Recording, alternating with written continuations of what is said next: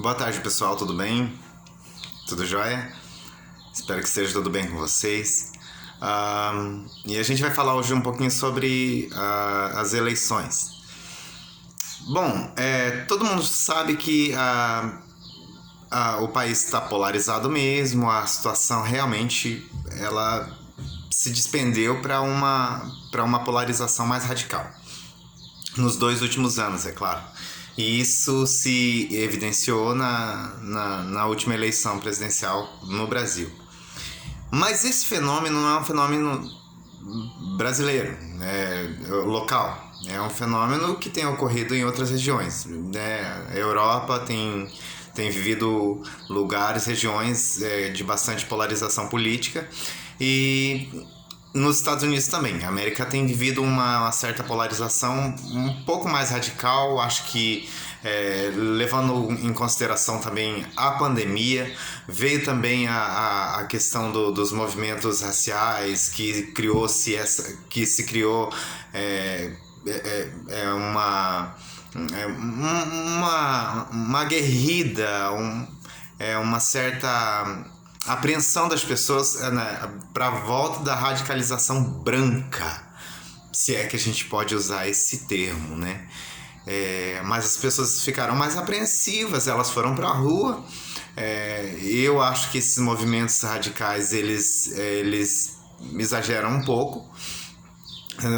Claro que tem fundamento, tem base sólida pro argumento e até para manifestação, mas eu acredito que toda manifestação ela tem que ser política e tem que ser embasada na produção de propostas para melhorar o ambiente político regional, local. E eu acredito que esses movimentos eles não têm cooperado nada para mudança de filosofia. Eu acredito que a radicalização, violência, entendeu? Respondem com violência. Por exemplo, saques, né?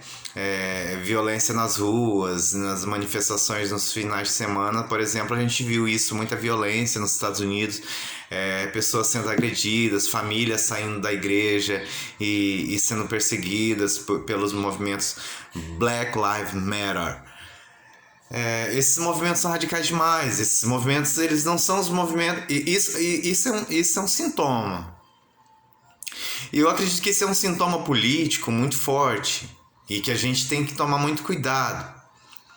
Esse movimento Black Lives Matter, esse movimento ele tem base, ele vem já de uma intolerância engasgada. Eu acho que as pessoas têm que levar em consideração isso, e isso se evidencia no voto depois.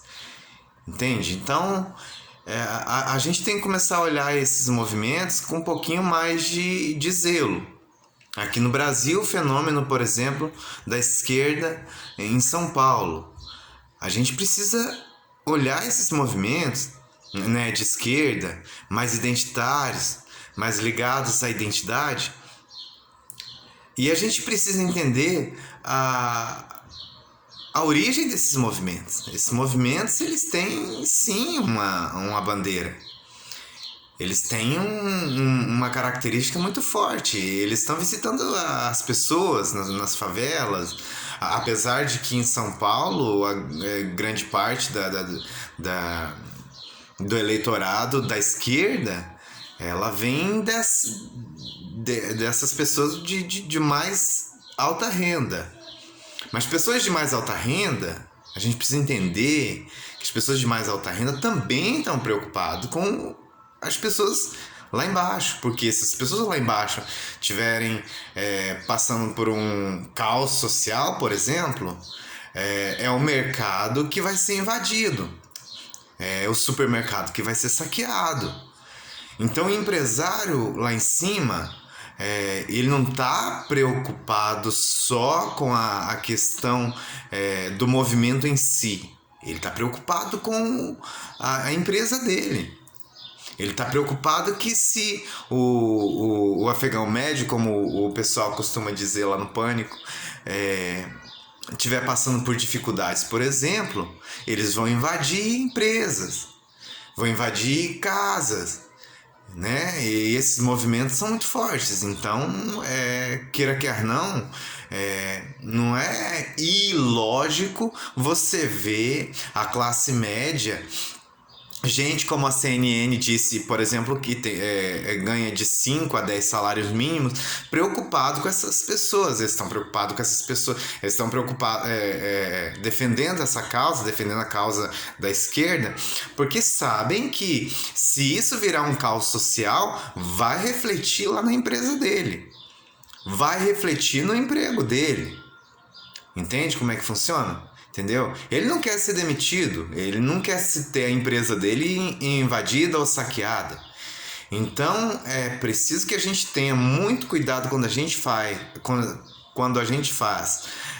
alguma crítica aos ideais da esquerda, aos ideais, às bandeiras que eles levantam. Porque isso se reflete, e se reflete de uma maneira muito forte. Nós precisamos também, nós, direita conservadora, eu sou direita conservador, precisamos sair da bolha também. Rodrigo Constantino diz muito isso, eu adoro quando ele fala sobre isso. As pessoas estavam vivendo na bolha. A galera lá da esquerda, né, do Leblon, da Vila Madalena, né, vivendo na bolha. E nós a gente começou a entrar nessa pilha também da bolha. Existe a nossa bolha também, então nós precisamos sair disso. A gente precisa olhar os fatos, a gente precisa ver o que está acontecendo. E o que está acontecendo é que o movimento está ganhando força, entendeu? E nós não temos um partido político, né? A gente não tem uma bandeira definida. A bandeira dos costumes, por exemplo, está aí, não sai da Câmara, entendeu? A bandeira liberal, reformista, a bandeira das privatizações, cadê? Combate ao crime organizado, onde? A gente viu aí o André do Rap saindo pela porta da frente da penitenciária. Isso vai gerando nas pessoas, né? Causando nas pessoas uma certa desconfiança. E gente, olha, reflitam, 2022 vai ser mais difícil do que as pessoas pensavam. Repitam ou reflitam o que eu tô dizendo. 2022 vai ser extremamente difícil, entendeu? Então, nós precisamos sim de uma bandeira. E essa bandeira ser levantada com bastante autonomia e bastante certeza, convicção daquilo que a gente está falando, convicção daquilo que a gente está defendendo. A gente precisa disso. A gente precisa ter um partido forte, um partido que tenha os seus valores, né, muito bem sólidos e definidos. Senão, a gente vai penar na mão da esquerda de novo. Infelizmente, galera, esse é um dos primeiros vídeos que eu tô gravando para vocês, dando a minha opinião sobre política, que é algo que eu estudo bastante, que é algo que eu procuro sempre me aprofundar, mas a gente precisa estar muito atento. Isso é um sintoma de algo muito grave que está por vir, né? Eu espero que as coisas melhorem e que a gente tenha algo, que a gente consiga criar uma militância mais bem definida, com papéis bem definidos, com projetos bem definidos, né? A gente precisa disso. A gente precisa disso. Olhando aí o que está acontecendo no cenário nacional e internacional, a gente precisa criar uma onda conservadora ou a onda esquerdista, né? Ela vai vir e ela vai vir com mais força. Então a gente precisa entender o movimento, a gente precisa entender o social, a gente precisa entender o que está acontecendo agora. E o que está acontecendo agora é isso. A gente precisa fazer uma autocrítica, sim, entendeu? A gente precisa fazer uma autocrítica. E essa autocrítica se passa pelo abandono de algumas bandeiras que a gente não deveria ter abandonado. Eu acredito, né?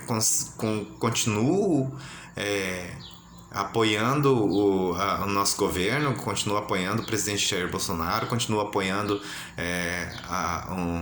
o trabalho, mas acho que tem uma falta, né, uma falta de conselheiros ali que eu acho, bom, esse é um tema para outra conversa, um outro vídeo, mas eu acredito que